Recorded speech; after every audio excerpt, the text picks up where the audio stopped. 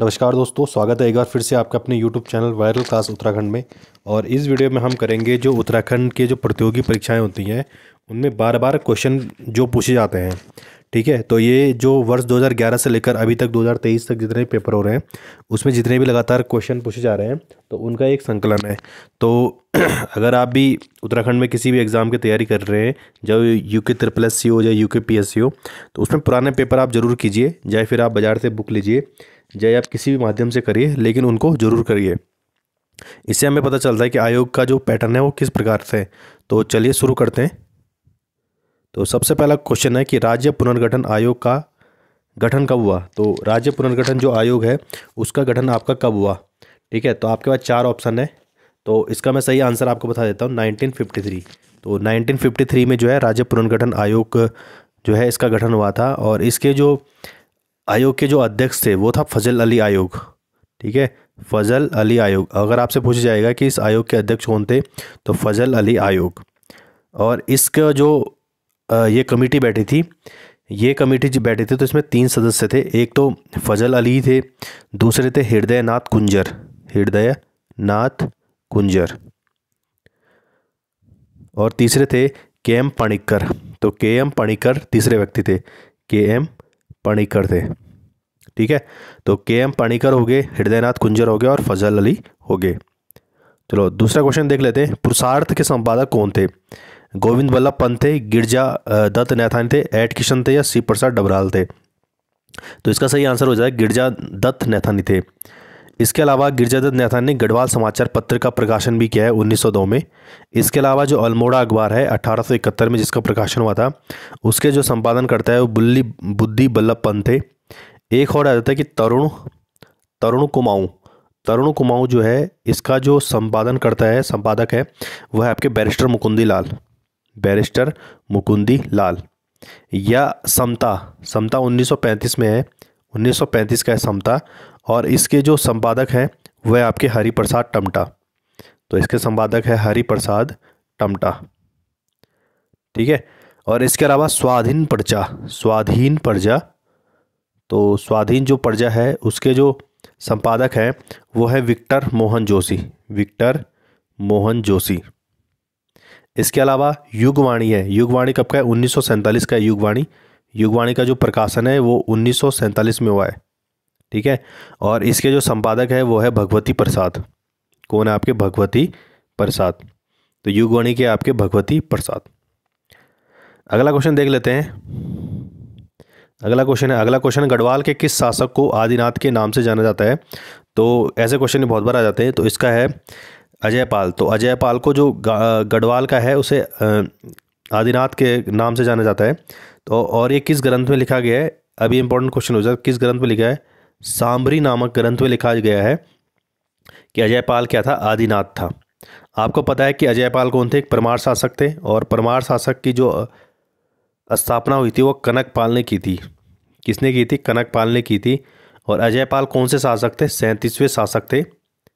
ठीक है, इन्होंने क्या है 52 गढ़ों को विजित किया था। और इन्होंने जो अपनी राजधानी बनाई थी वो पहले चांदपुरगढ़ चमोली थी, जो परमारों की राजधानी थी। 1512 में इन्होंने राजधानी स्थानांतरित कर दी थी, कहाँ, चांदपुरगढ़ चमोली से देवलगढ़। कहाँ की थी, चांदपुरगढ़ चमोली से देवलगढ़। उसके बाद 1515 में इन्होंने अपनी राजधानी श्रीनगर स्थानांतरित कर दी थी देवलगढ़ से। ठीक है, एक क्वेश्चन और पूछा जाता है कि जो अजयपाल हैं, अजयपाल जो थे किसके समकालीन थे। तो अजयपाल जो समकालीन थे वो थे सिकंदर लोदी के। किसके थे, सिकंदर लोदी के। इसके अलावा इन्होंने एक संप्रदाय अपनाया था, उसका नाम था गोरखनाथ। क्या था, गोरखनाथ संप्रदाय। तो इन्होंने अपनाया था गोरखनाथ संप्रदाय। इसके अलावा सरोला ब्राह्मण प्रथा। तो जो सरोला ब्राह्मण प्रथा है उसको किसने अपनाया था, तो सरोला ब्राह्मण प्रथा को अपनाया था अजय पाल ने। एक क्वेश्चन बहुत बार पूछा जाता है कि धूली पाथा पैमाना,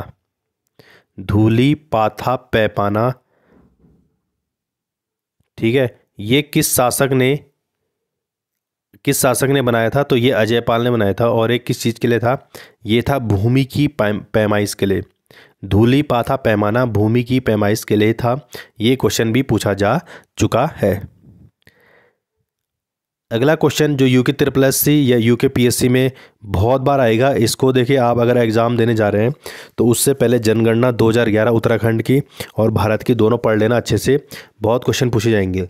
तो क्वेश्चन है कि जो पुरुष साक्षरता है, ठीक है, उत्तराखंड की जो पुरुष साक्षरता है वो इस समय कितनी है? 86.40 है, 87.40 है, 70% है या 89.25 है? तो इसमें पुरुष साक्षरता जो है वो 87.40 है, तो इसका बी सही हो जाता है। और अगर आप महिला साक्षरता की बात करेंगे उत्तराखंड में तो वो है 70.00। इसी प्रकार अगर राष्ट्रीय स्तर पर बात करेंगे आप पुरुष साक्षरता की तो वह है 80.90, और जो महिला साक्षरता है इस समय राष्ट्रीय लेवल पर वह है 64.60। एक क्वेश्चन यूके SSC में पूछा गया है कि उत्तराखंड में सबसे ज़्यादा पुरुष साक्षरता कहाँ है? तो रुद्रप्रयाग में है, ठीक है। और सबसे कम पुरुष साक्षरता कहाँ है? तो हरिद्वार में है। इसी प्रकार सबसे ज़्यादा जो महिला साक्षरता है वो कहाँ है? तो वो देहरादून में। कहाँ है? देहरादून में। तो महिला साक्षरता सबसे ज़्यादा देहरादून में और सबसे कम कहाँ है? उत्तरकाशी में, ठीक है, उत्तरकाशी में है। अगर आपसे पूछा जाए कि सबसे ज़्यादा क्रम लगाओ, साक्षरता क्रम लगाओ, ठीक है, तो सबसे ज़्यादा साक्षरता इसमें देहरादून में, लेकिन देहरादून अब ऑप्शन में नहीं रहता है। उससे थोड़ा सा कम नैनीताल में है, यानी कि घटते क्रम में नैनीताल में, ठीक है, फिर चमोली में है और फिर पिथौरागढ़ में, ठीक है। तो पुरुष साक्षरता सबसे ज़्यादा देहरादून, नैनीताल, चमोली और पिथौरागढ़ हो गया। वहीं अगर देखा जाए सबसे कम का है तो उधम सिंह नगर में, उधम सिंह नगर में।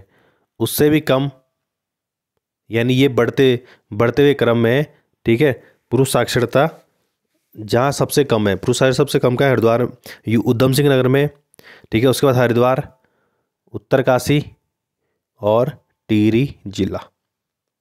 तो पुरुष साक्षरता इसमें आगे 87.40। इसके अलावा मैंने आपको साक्षरता दर भी दिखा दी, सबसे ज़्यादा कहाँ है? देहरादून में है, ठीक है, और सबसे कम कहाँ है? उधम सिंह नगर में है, ठीक है। अगले क्वेश्चन की तरफ चलते हैं। अगला क्वेश्चन 2 बार पूछा जा चुका है पहले भी कि भारत के सर्वोच्च न्यायालय में न्यायाधीश बनने वाले उत्तराखंड के प्रथम न्यायवादी कौन है या न्यायाधीश कौन है? तो अशोक अभयंकर देसाई है, प्रफुल्ल चंद है या मनोज कुमार है या ऋतु बहारी है? तो जो प्रफुल्ल चंद है वो उत्तराखंड के प्रथम न्यायवादी हैं जो सर्वोच्च न्यायालय में न्यायाधीश बने हैं, ठीक है। और इस समय जो अभी उत्तराखंड जो उच्च न्यायालय है उसकी मुख्य न्यायाधीश कौन बनी है? तो ये ऋतु बहारी अब बन जाएंगी उत्तराखंड जो उच्च न्यायालय है उसकी मुख्य न्यायाधीश। अगला क्वेश्चन देते हैं, नागेंद्र जो सकलानी है वो किस तिथि को शहीद हुए थे? ठीक है, तो इंपॉर्टेंट क्वेश्चन बन जाता है क्योंकि जो टिहरी रियासत थी उसके खिलाफ इन्होंने काफ़ी आंदोलन किया था, लेकिन अंततः जो है 11 जनवरी 1948 को क्या हो गई थी? ये शहीद हो गए थे, ठीक है। और इनके साथ मोलूराम भरदारी भी शहीद हो गए थे, ठीक है। और इनकी किसकी गोली लगने से इनकी जो शहीद हो गए थे वो थे कर्नल डोभाल। नागेंद्र सकलानी कौन थे? नागेंद्र सकलानी थे विश्वेश्वर दत्त सकलानी,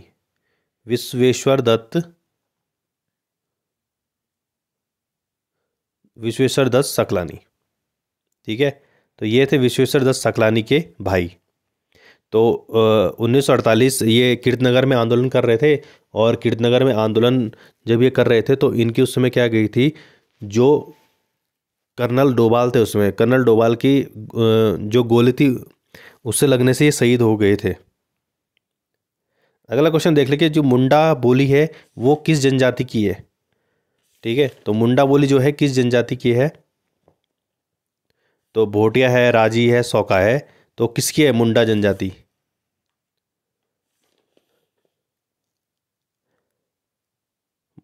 मुंडा बोली, ठीक है, तो मुंडा बोली किस जनजाति की? यहाँ पे राजी जनजाति की, इसका सही आंसर हो जाता है राजी की। और राजी जनजाति जो है ये पिथौरागढ़ में सबसे ज़्यादा निवास करती है, पिथौरागढ़ में, ठीक है। इन्हें वन रावत भी कहते हैं, वन रौत, वन रौत या वन रावत भी इन्हें कहा जाता है। ठीक है, और ये ज़्यादातर वनों में रहती है। इनके आवास को रौतुड़ा कहा जाता है भाई, रौतुड़ा। इनके आवास को क्या कहा जाता है? रौतुड़ा कहा जाता है। मुंडा बोली कौन सी जनजाति की है? तो ये राजी जनजाति की है। अगला क्वेश्चन देख लो आप, जो बहुत बार आ चुका है। भोटिया के शीतकालीन आवास को क्या कहते हैं? तो जो भोटिया जनजाति है उसके शीतकालीन आवास को कहते हैं मुंसा या गुंडा। मुंसा या गुंडा कहते हैं। इसके अलावा जो भोटिया जनजाति है पिथौरागढ़, चमोली और उत्तरकाशी जिले में निवास करती है। इन्हें तोलछा, अभी यूके पीएससी जो आरओ और आरओ का पेपर हुआ था उसमें कहा था सौखा। सौखा जनजाति का संबंध किसे? तो भोटिया से। तोलछा, मारछा, सौका, दरमिया, जौहरी, जाड़ इन्हें कहा जाता है। ठीक है, अगला क्वेश्चन देख लेते हैं। स्पर्श गंगा अभियान की शुरुआत कब हुई थी? देखिए ऐसे छोटे छोटे क्वेश्चन आते हैं तो वो कई बार हमारे गलत हो जाते हैं। तो स्पर्श गंगा जो अभियान है उसकी शुरुआत हुई थी 2009 में। तो कब हुई थी? 17 दिसंबर 2009 में जो हुई थी स्पर्श गंगा अभियान की शुरुआत हुई थी। तो चलेगा, इस अगला क्वेश्चन देख लेते हैं। कौन सा अनुच्छेद वयस्क मताधिकार से संबंधित है? ठीक है, तो कौन सा अनुच्छेद संबंधित है वयस्क मताधिकार से? तो इसका सही आंसर हो जाता है 326। तो अनुच्छेद 326 जो है वयस्क मताधिकार से संबंधित है। तो आज के लिए इतना ही है। तो ये थे हमारे उत्तराखंड में बार बार पूछे जाने वाले प्रश्न। ठीक है, तो धन्यवाद।